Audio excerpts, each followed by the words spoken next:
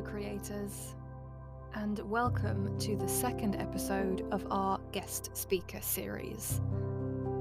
Our guest today is Italian actor Giulia del Fabbro, and a fun fact here, Giulia and I actually both trained at the same drama school in separate years. Here she is introducing herself. Hi, my name is Giulia. I am an actress and I am originally from Milan, Italy, but I moved to London 10 years ago. Nowadays, I share my time between physical theatre and movement-based projects and the odd commercial here and there. However, I am starting to miss words. Yes, words. To fill the blank spaces, to spark the imagination, to connect ideas and thoughts, to tell truths that are difficult to express otherwise, and maybe, most of all, to play with sounds that will make you feel something. That is why today I will be reading you this book. I hope you enjoy it. You can follow Giulia on Instagram by clicking the link in the episode description, and she will be reading for us today a few chapters of The Unbearable Lightness of Being by Milan Kundera. So, take a minute to get cozy and comfortable, and then drift off.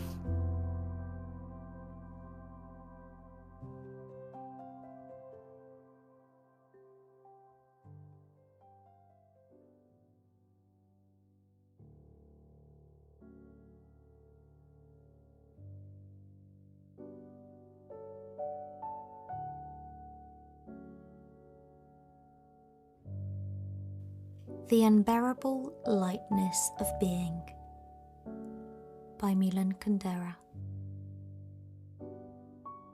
Of course, Teresa did not know the story of the night when her mother whispered, "Be careful," into the ear of her father. Her guilty conscience was as vague as original sin, but she did what she could to rid herself of it.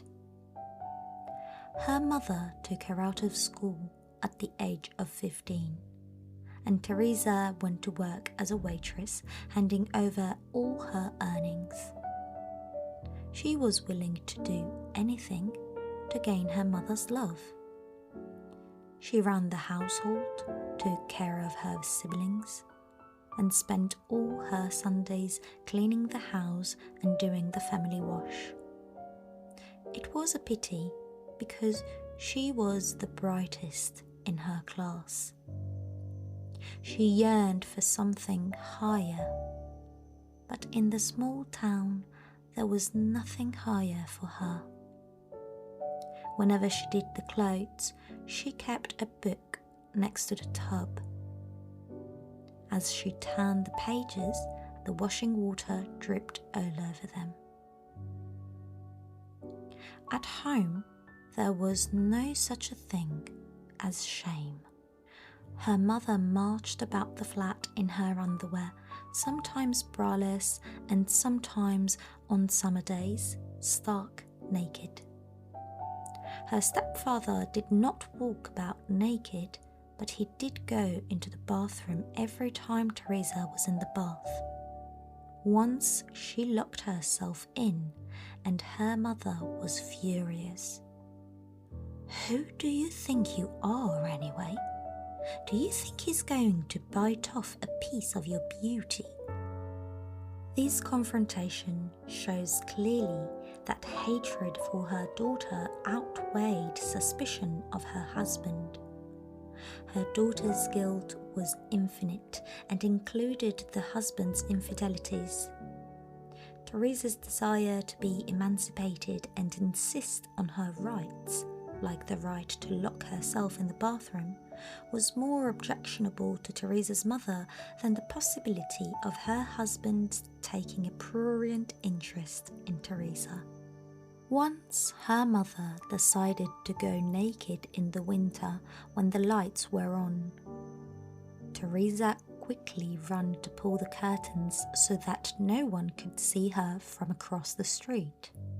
She heard her mother's laughter behind her. The following day, her mother had some friends over. A neighbour, a woman she worked with, a local school mistress, and 2 or 3 other women in the habit of getting together regularly.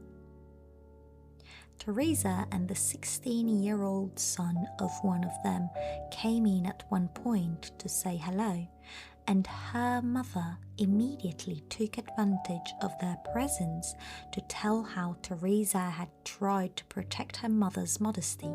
She laughed, and all the women laughed with her. Teresa can't reconcile herself to the idea that the human body pisses and farts, she said. Teresa turned bright red, but her mother would not stop. What's so terrible about that? And in answer to her own question, she broke wind loudly. All the women laughed again. Teresa's mother blew her nose noisily, talked to people in public about her sex life, and enjoyed demonstrating her false teeth. She was remarkably skillful at loosening them with her tongue, and in the midst of a broad smile would cause the uppers to drop down over the lowers in such a way as to give her face a sinister expression. Her behaviour was but a single grand gesture, a casting off of youth and beauty. In the days when she had had 9 suitors kneeling round her in a circle, she guarded her nakedness apprehensively, as though trying to express the value of her body in terms of the modesty she accorded it. Now she had not only lost that modesty, she had radically broken with it. Using her new immodesty to draw a dividing line through her life and proclaim that youth and beauty were overrated and worthless. Teresa appears to me a continuation of the gesture by which her mother cast off her life as a young beauty, cast it far behind her. And if Teresa has a nervous way of moving, if her gestures lack a certain easy grace, we must not be surprised. Her mother's grand, wild, and self-destructive gesture has left an indelible imprint on her. Teresa's mother demanded justice. She wanted to see the culprit penalized. That is why she insisted her daughter remain with her in the world of immodesty, where youth and beauty mean nothing, where the world is nothing but a vast concentration camp of bodies, one like the next, with souls invisible. Now we can better understand the meaning of Teresa's secret vice. Her long looks and frequent glances in the mirror. It was a battle with her mother. It was a longing to be a body unlike other bodies, to find that the surface of her face reflected the crew of the soul charging up from below. It was not an easy task.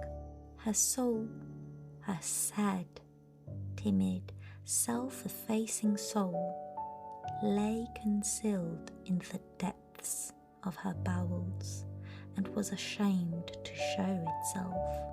So it was the day she first met Thomas.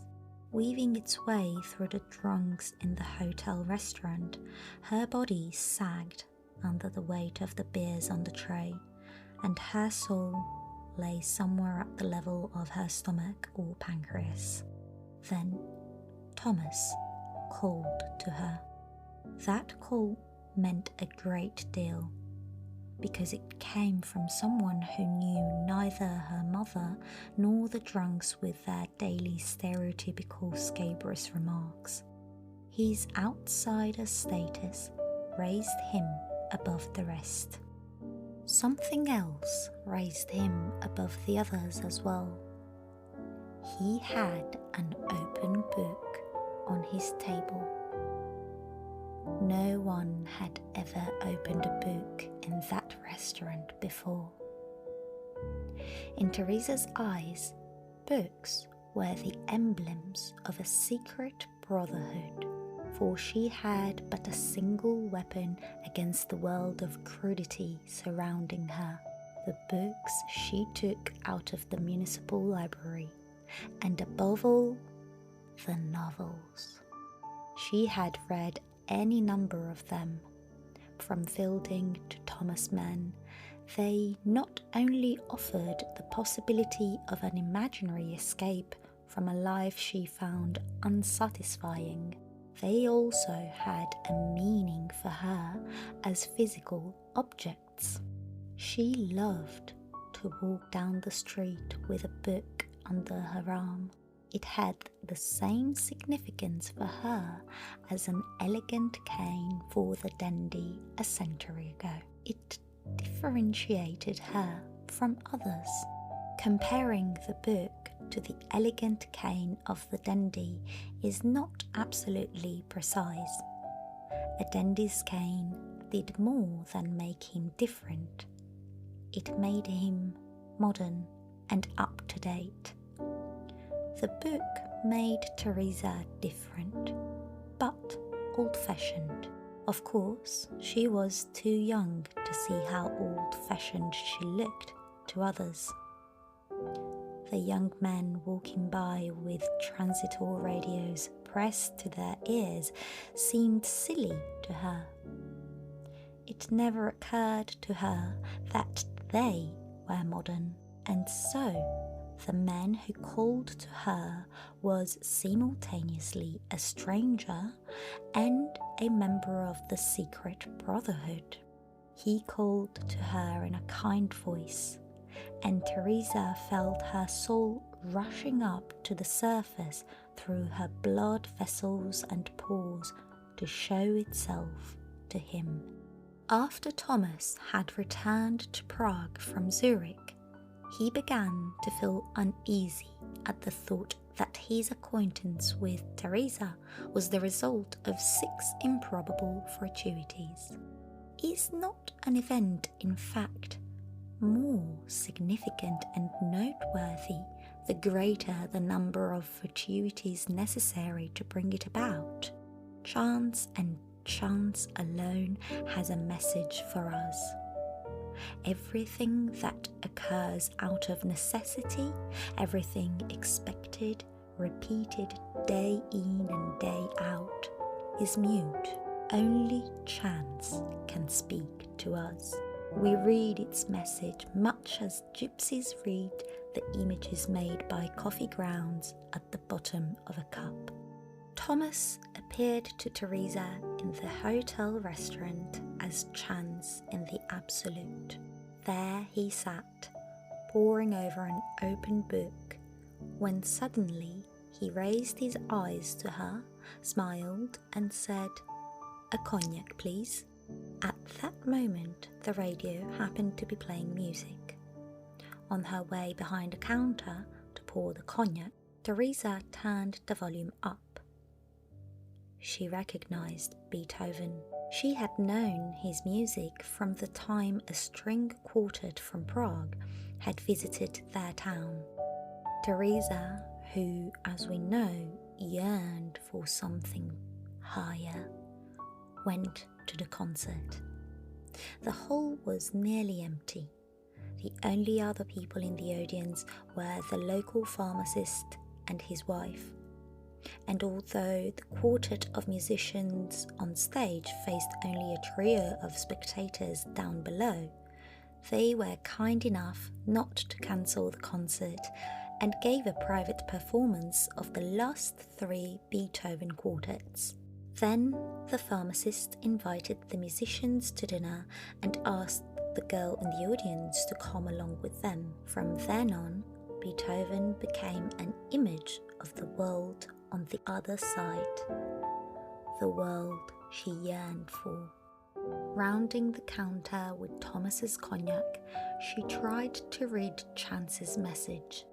How was it possible that at the very moment she was taking an order of cognac to a stranger she found attractive, at that very moment she heard Beethoven?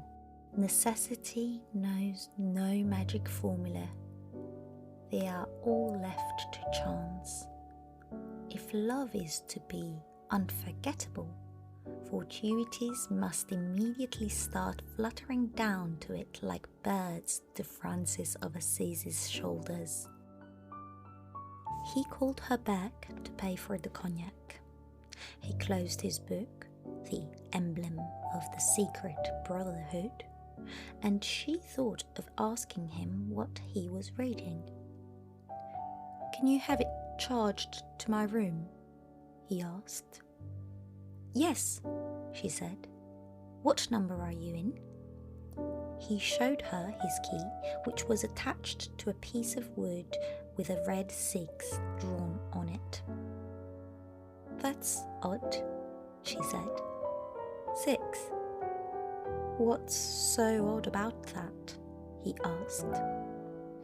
She had suddenly recalled that the house where they had lived in Prague before her parents were divorced was number 6. But she answered something else, which we may credit to her wiles.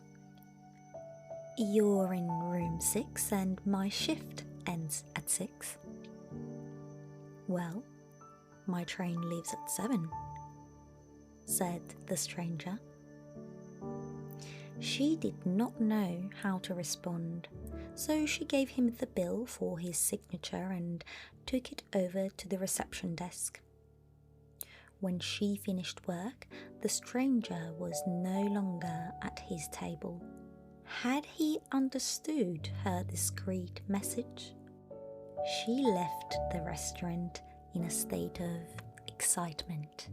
Opposite the hotel was a barren little park, as wretched as only the park of a dirty little town can be. But for Teresa, it had always been an island of beauty. It had grass, 4 poplars, benches, a weeping willow, and a few forsythia bushes. He was sitting on a yellow bench that afforded a clear view of the restaurant entrance. The very same bench she had sat on the day before with a book in her lap. She knew then the birds of fortuity had begun alighting on her shoulders, that this stranger was her fate. He called out to her, invited her to sit next to him. The crew of her soul rushed up to the deck of her body. Then she walked him to the station, and he gave her his card as a farewell gesture. If you ever should happen to come to Prague, much more than the card he slipped her at the last minute, it was the call of all those fortuities, the book, Beethoven, the number 6, the yellow park bench, which gave her the courage to leave home and change her fate. It may well be those few fortuities, quite modest by the way, even drab, just what one would expect from so lackluster a town, which set her love in motion and provided her with a source of energy she had not yet exhausted at the end of her days. Our day-to-day life is bombarded with fortuities, or, to be more precise, with the accidental meetings of people and events we call coincidences. Coincidence, means that two events unexpectedly happen at the same time. They meet. Thomas appears in the hotel restaurant at the same time the radio is playing Beethoven. We do not even notice the great majority of such coincidences.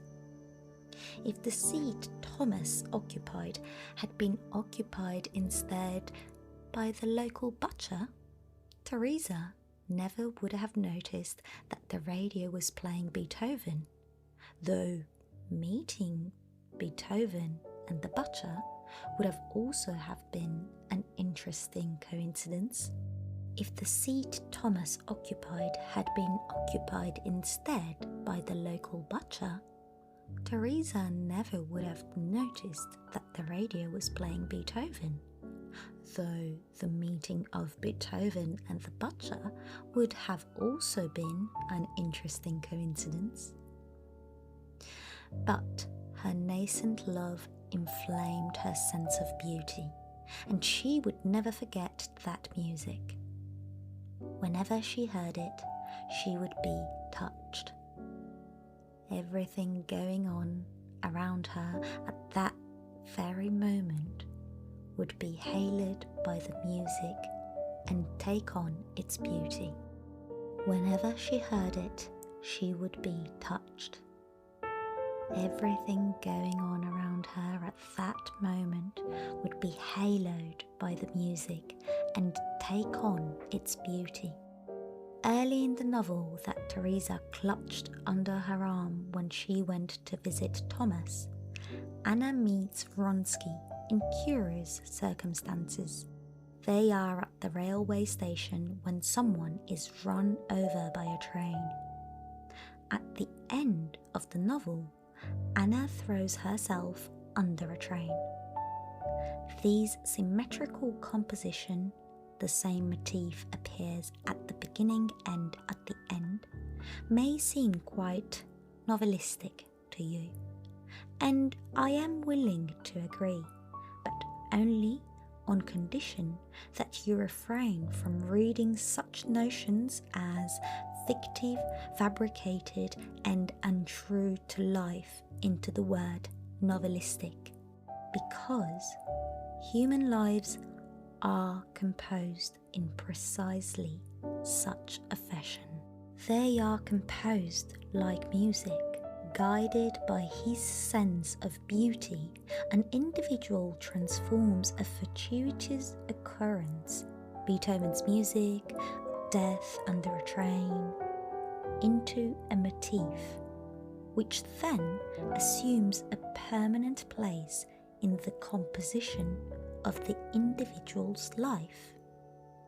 Anna could have chosen another way to take her life, but the motif of death and the railway station, unforgettably bound to the birth of love, enticed her in an hour of despair with its dark beauty. Without realizing it, the individual composes his life according to the laws of beauty, even in times of greatest distress. It is wrong, then, to chide the novel for being fascinated by mysterious coincidences, like the meeting of Anna, Vronsky, the railway station, and death, or the meeting of Beethoven, Thomas, Teresa, and the cognac. But it is right to chide men for being blind to such coincidences in his daily life, for he thereby deprives his life of a dimension of beauty. Impelled by the birds of fortuity fluttering down on her shoulders, she took a week's leave and, without a word to her mother, boarded on the train to Prague. During the journey, she made frequent trips to the toilet to look in the mirror and beg her soul not to abandon the deck of her body for a moment on this most crucial day of her life. Scrutinizing herself on one such trip, she had a sudden scare. She had felt a scratch in her throat. Could she be coming down with something on this most crucial day of her life? But there was no turning back. So she phoned him from the station, and the moment he opened the door, her stomach started rumbling terribly. She was mortified. She felt as though she were carrying her mother in her stomach, and her mother had gaffed to spoil her meeting with Thomas. For the first few seconds, she was afraid he would throw her out because of the crude noises she was making. But then he put his arms around her. She was grateful to him for ignoring her rumbles and kissed him passionately, her eyes misting. Before the first minute was up, they were making love. She screamed while making love. She had a fever by then. She had come down with flu. The nozzle of the hose supplying oxygen to the lungs was stuffed and red.